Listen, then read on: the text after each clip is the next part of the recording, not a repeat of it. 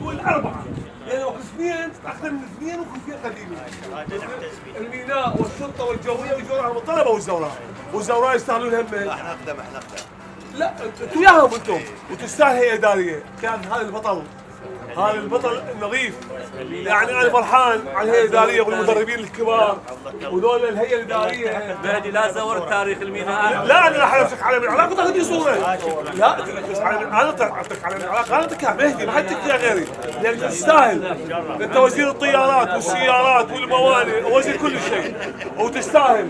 هذا علم العراق، انا بس مرخصتك استاذ، هذا علم العراق، علم الحب والحياه وعلم الله اكبر، علم الشرفاء.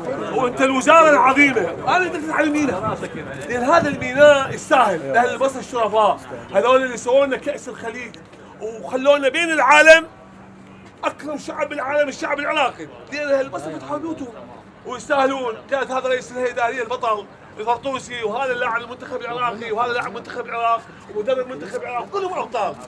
هذا علم العراق اللي هو علم الله اكبر، وتستاهل استاذ. اسمع لي خلي نفسك يا استاذ، تستاهل يا بطل، يا بطل، يا بطل الابطال. كلنا نحب العراق وكل الناس تقول يا عراق، وتستاهل هذا الاعلام واللاعبين. لا انا انتم واقفين، انا راح اسوي حركه على مساحتكم وتستاهلون. حي الله وزير النقل البطل، ادعم الميناء لان الميناء يستاهل. البصره العزيزه، انت تدعم الميناء والزوراء. انا جاي شرطاوي ورئيس الرابطه العراقيه.